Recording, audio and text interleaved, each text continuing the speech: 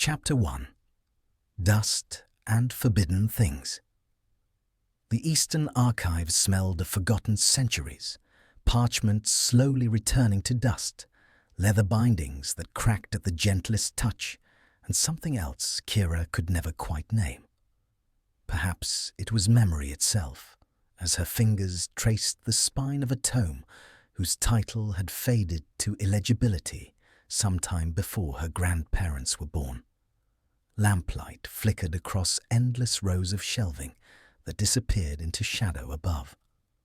The shattered tower's archives stretched 3 stories down into bedrock, carved from living stone during the Old Kingdom's height. Now those depths held secrets even head Keeper Theron dared not catalogue fully. Tonight, Kira worked in the upper stacks, supposedly organizing treatises on water conservation, dull work befitting a lowborn scribe with no business aspiring to more. Another volume too damaged to salvage. Theron will have my head if I lose any more this month. The next volume she selected from the shelf felt lighter than it should. Leather flaked beneath her touch like autumn leaves. The binding crumbled and pages scattered across the stone floor in a cascade of moth-eaten parchment. Damn it all! Kira knelt, gathering the fragments with careful hands. Most were too deteriorated to salvage, but one caught her attention, not for its content, but for something that fell from between its pages. A slip of newer parchment, crisp-edged despite its hiding place, fluttered toward a narrow space between 2 shelving units. That shouldn't be here. These volumes haven't been touched in decades. The space between shelves was barely wide enough for her arm. Her fingertips brushed the wayward page as she stretched into the darkness. Something else waited there too, a draft, cold and wrong, carrying the faint scent of ozone and decay. Air moved where no air should flow. These archives had no windows, no vents, nothing but the carefully controlled ventilation Theron had installed years ago to preserve precious documents. Kira wedged herself sideways into the opening, ignoring ancient wood protesting against her shoulders. The space widened slightly as she pushed deeper. Behind the second shelf, her lamp revealed the impossible, a seam in the stone wall, perfectly straight, too precise to be natural. Symbols traced the seam's edges, so faded she could barely distinguish them from the stone's natural texture. 15 years in these archives, copying texts that others dismissed as legend or superstition, had taught her to recognize the script. Old Vaelthyrian, from before the realm's founding, when the 12 founders first learned to bind the veil to their will. I should fetch Theron. This exceeds my authority, transcends my station. I'm just a scribe. Yet her hand moved of its own accord, fingers tracing the symbols.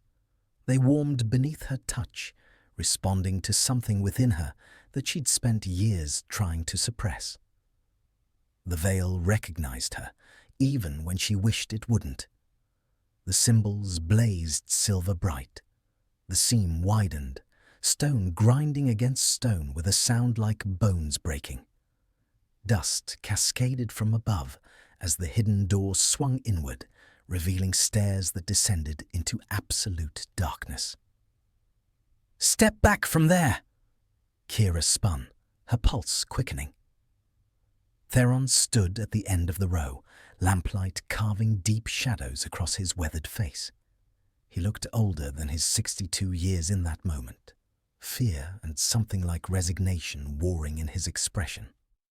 The head keeper hurried forward with surprising speed for a man his age, robes billowing behind him.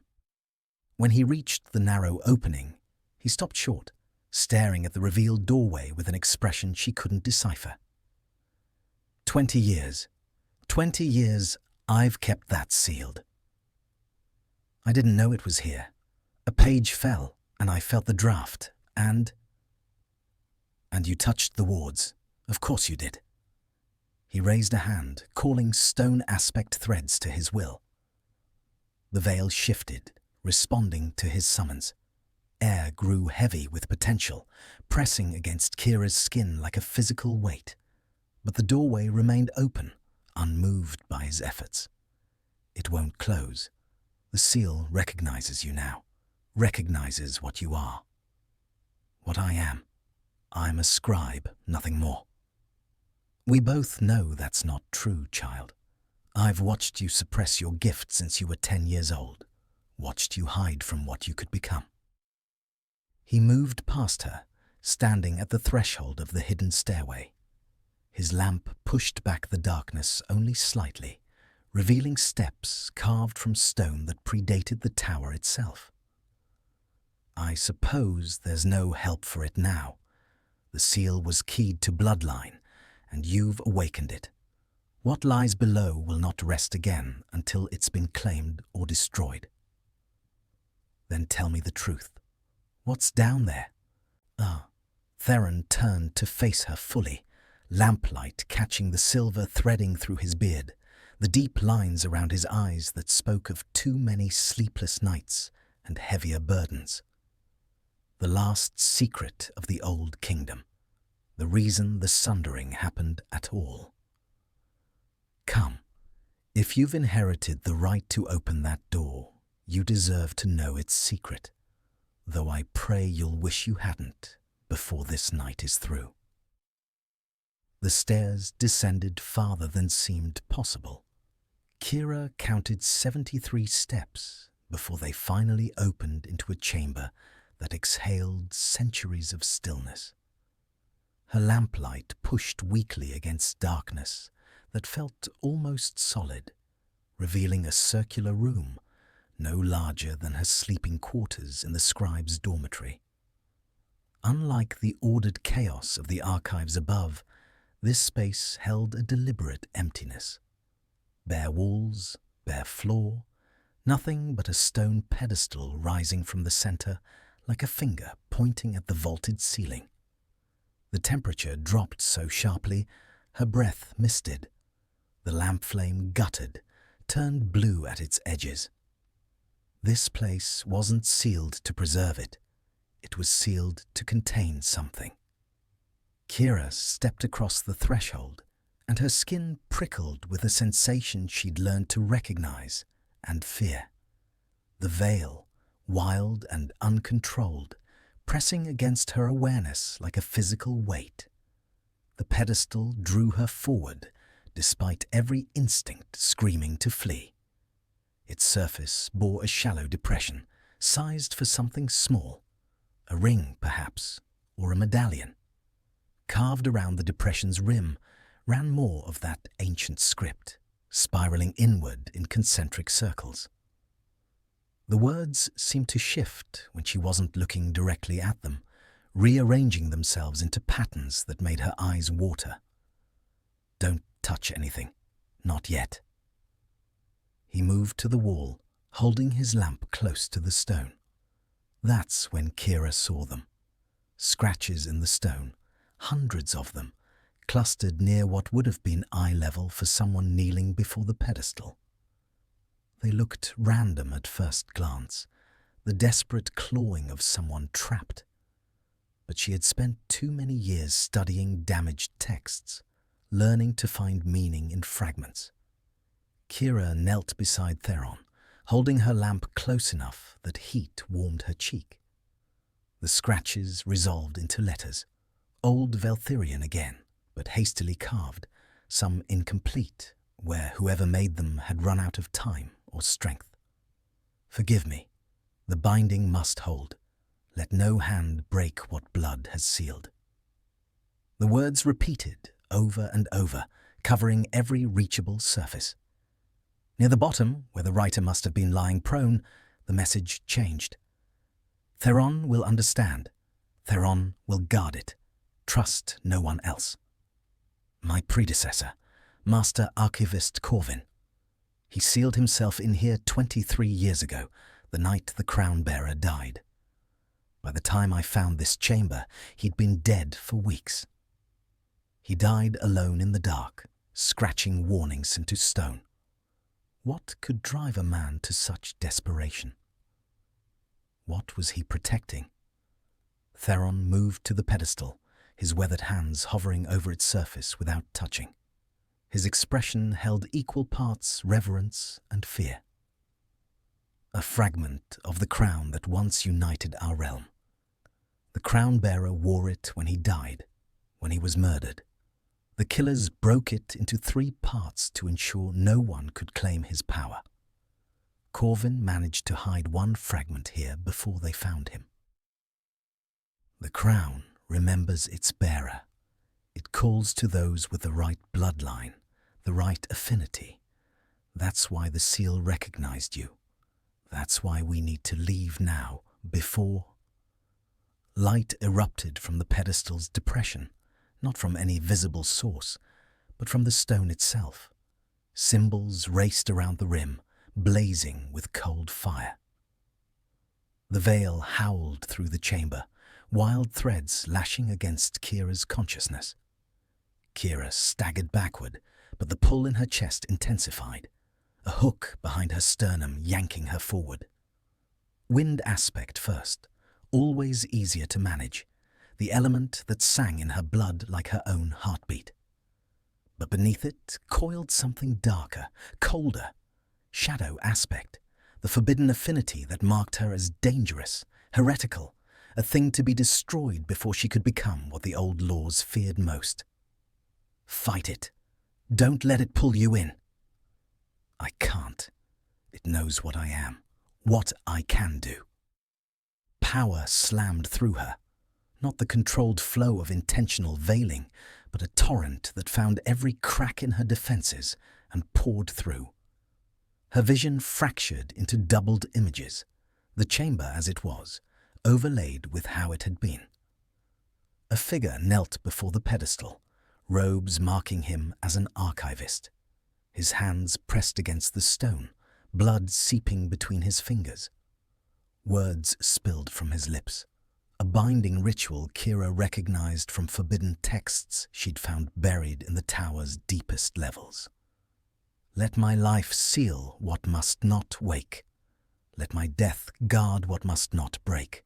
Until the true heir returns, until the crown finds its bearer once more. The vision shattered. Kira's awareness snapped back to her own body, gasping, trembling, her knees buckling. Theron caught her before she fell, his grip surprisingly strong. He sacrificed himself. Corvin died to keep the crown fragment sealed. And you just broke that seal, which means every ward he placed, every protection he died to maintain, is now failing. The sound came from above, from the archives, from the tower itself. Theron's face went pale. The alarm wards, they're connected to the city's monitoring network. The council will know something's happened here within minutes. Kira pulled free of his grip, moving back toward the pedestal. The light had faded, but she could still feel it. Something waiting, something that recognized her presence and called to her with a voice that bypassed her ears entirely. Then we take it. Whatever's here, we take it before they arrive. Absolutely not. Do you have any idea what the council does to unauthorized Vaelists? To dual aspects? They'll execute you on sight. They'll execute me anyway, once they realize I broke the seal. At least this way, I'll know why Corvin thought it was worth dying for. Before Theron could stop her, Kira pressed her palm flat against the pedestal's depression. The stone's surface felt wrong. Not cold, but absent of temperature entirely, as if her hand touched a hole in reality rather than solid matter. Light blazed. The depression opened like a flower, revealing what lay within, a shard of metal no larger than her thumb, dark as midnight, and etched with symbols that hurt to look at directly. An ancient relic, forged in an age when magic and metal were one, when the realms stood united under a single bearer. Kira lifted the shard with trembling fingers. It weighed nothing. It weighed everything. The moment her skin touched its surface, knowledge flooded her consciousness. Oaths spoken at the realm's founding, promises made between crown-bearers and the land itself, responsibilities that could only end in death or abdication. "Keeper Ashvale, stand aside and let us pass." Theron moved to block the chamber entrance, his body language shifting from mentor to protector. "She's under my protection. Whatever's happened here, I take full responsibility." "Your protection means nothing. High Magister Varric himself is en route. The girl has triggered wards throughout the city. She'll answer for it." Varric, the name from the vision, the hands I saw placing something beneath this very pedestal. He knew. He caused the sundering, and now he's coming to silence anyone who might learn the truth. Kira tucked the shard into her satchel, wrapping it in a spare cloth to muffle its presence. The veil still sang around her, but differently now, not wild and threatening, but responsive, waiting for direction. "Theron, is there another way out?" "Behind the pedestal. Old smuggler's roots from when the tower was first built. But Kira, if you run, you'll be branded a criminal. Everything you've worked for is already lost. The moment I touched that seal, my old life ended." Mage light spilled down the stairway, harsh and bright. Shadows of armed figures stretched across the chamber floor. Kira pressed her palm against the pedestal's base, where Theron indicated, and another seam appeared in the floor. A dark opening descending into depths the tower's official plans had never acknowledged. Without allowing herself time to reconsider, she swung her legs over the edge. Before dropping into darkness, she looked back at Theron one last time. "Thank you for everything. Find the other fragments, restore what was broken, and don't trust anyone who claims to speak for the Council." Then she dropped, and the passage sealed itself above her with a grinding finality. Darkness swallowed her whole, broken only by the faint silver glow emanating from her satchel, the ancient relic showing her the way forward. The passage descended at a steep angle, carved from bedrock with tools that predated modern techniques. Kira's boots scraped against stone worn smooth by centuries of use. She kept one hand on the wall for balance, the other clutching her satchel where the stolen shard pulsed with a rhythm that matched her racing pulse. No lamp, no light. Just this cursed thing's silver glow and whatever lies ahead. The tunnel leveled out after what felt like 100 yards. Air moved here, not the stale atmosphere of the sealed chamber, but a current that carried scents of the city above. Cooking fires, refuse, the brackish smell of the harbour district. She was heading west, toward the old quarter where buildings leaned against each other like drunken companions. Kira quickened her pace, one hand still trailing along the wall. The tunnel branched ahead. She could feel the change in air pressure, hear the subtle shift in acoustics. Left or right? The stolen relic offered no guidance, its glow steady but silent.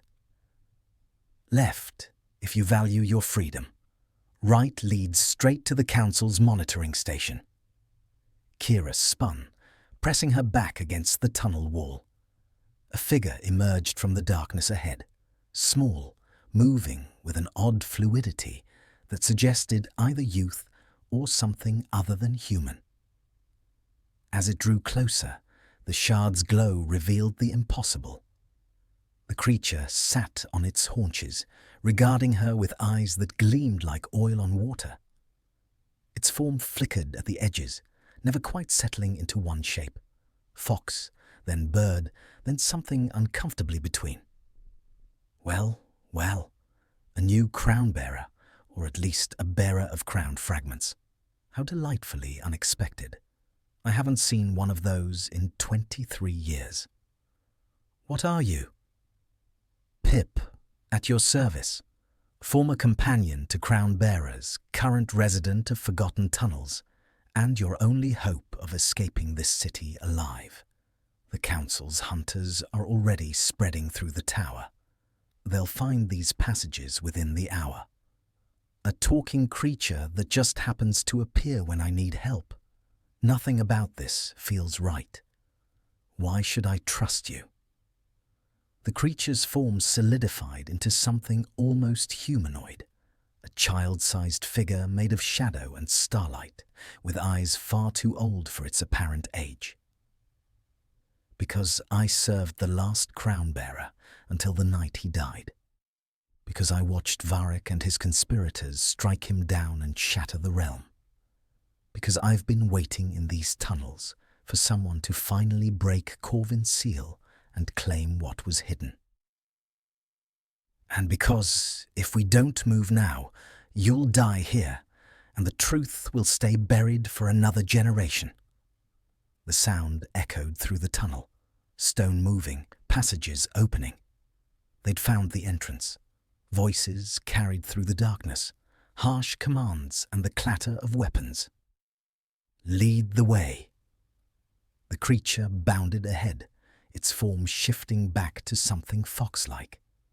It moved with preternatural speed, navigating the branching tunnels with confidence born of long familiarity. Kira ran, her boots pounding against stone. The stolen relic bounced against her hip, its presence both comfort and burden. Behind her, the sounds of pursuit grew louder, multiple sets of footsteps, the scrape of armor, orders shouted in voices trained for command. They want me silent. They want this thing destroyed. They want the truth buried. I won't let them. The tunnel opened into a larger chamber, an intersection where multiple passages converged. Pip paused at the center, nose twitching as it tested the air. They're faster than I expected. Must have brought a wind aspect to track you. We need to split their forces. How? You're a dual aspect, dear girl. Use it. Send shadow threads down the eastern passage. Make them think you fled that way. We'll take the western route to the harbor. I've never used my shadow affinity deliberately. Always suppressed it, feared it, hidden it away. But survival demanded adaptation. Kira reached for the darker threads of the veil, feeling them coil around her consciousness like cold smoke. The sensation was simultaneously wrong and natural, forbidden and familiar. Shadow pooled at her feet, responding to her will. She shaped it into a crude semblance of her own form, sending it running down the eastern passage with footsteps that echoed convincingly against stone. Not bad for a first attempt. Now move before they realize it's a decoy. They plunged into the western passage. This tunnel was older, rougher, with walls that wept moisture and air that tasted of salt and decay. The sounds of pursuit faded behind them, drawn away by her shadow decoy. Kira ran until her lungs burned, until her legs trembled with exhaustion. The tunnel sloped upward now, and ahead she could see actual light. Not mage light or the relic's glow, but the grey illumination of pre-dawn. The harbour district. We'll exit near the fish markets, blend with the morning crowds, find a ship heading anywhere but here. I don't have coin for passage. You have something better. You carry a crown fragment. There are people who would trade their ships, their fortunes, their very souls for what you carry. And that's exactly what makes it dangerous. The tunnel ended at a grate covered in rust and refuse. Pip slipped through easily, its form compressing impossibly. Kira had to work the grate loose, metal scraping against stone with a sound that made her wince. She emerged into an alley between two warehouses, the smell of fish and tar overwhelming after the tunnel's stale air. Dawn painted the sky in shades of grey and pink. Voices carried from the nearby market, vendors setting up stalls, fishermen unloading their night's catch, the city waking to another day. Kira pulled her cloak tight, hiding the satchel beneath its folds. The stolen shard's glow had faded, but she could still feel its presence, a weight that had nothing to do with physical mass. Listen carefully. The council will lock down the city within hours. You need to be gone before that happens. Head for the docks. Find a ship called the Serpent's Tooth. Captain owes me a favor from before you were born. What about the other fragments? Theron said there were 3 parts. One in the Ashen Wastes, guarded by those who remember the old ways. One in the floating city, hidden where water meets sky. Find them, unite them, and perhaps, just perhaps, you can restore what was broken. But know this, the moment you claim the second fragment, Varric will know. He'll send everything he has to stop you. The game begins in earnest then. Bells rang out across the city, not the gentle chimes marking the hour, but the harsh clanging of alarm bells. The tower had officially declared an emergency. The hunt had begun. Kira stepped out of the alley into the morning crowds, just another cloaked figure among hundreds. But everything had changed. She was no longer Kira the scribe, the orphan from Saltmere who'd found sanctuary in dusty archives. She was a fugitive, a bearer of forbidden power, and the keeper of a secret that powerful people had killed to protect. They struck down the crown-bearer. They shattered the realm. They buried the truth. Now I'll dig it up, fragment by fragment, no matter the cost. The Serpent's Tooth waited at the far end of the docks, its sails already unfurling to catch the morning wind. Kira walked toward it with steady steps, Pip a shadow at her heels, and the weight of destiny pressing against her chest where the ancient relic rested. Behind her, the city she'd called home for 15 years began its transformation into a prison. Ahead lay open water, unknown shores, and the long road to restoration. High above the harbour district, in the tower's highest chamber, High Magister Varric stood before a window overlooking the city. The morning sun cast long shadows across his face, emphasizing the sharp angles of his features. His hands, still smooth despite his 70 years, rested on the windowsill as he watched the harbour below. A figure in council robes entered the chamber, boots clicking against polished stone. The messenger bowed low, awaiting acknowledgement. Report. The scribe has escaped, High Magister. She took the western tunnels to the harbour. By the time our forces reached the exit point, she'd already disappeared into the morning crowds. Varric's jaw tightened, the only outward sign of his displeasure. After 23 years of careful control, of buried secrets and silenced witnesses, the past had finally come back to haunt him. And the artifact. She has it, my lord. The seal was completely broken. Keeper Ashval is in custody, but he claims ignorance of the chamber's contents. Lock down the harbour. No ships leave without inspection. Send word to our agents in the Ashen Wastes and the floating city.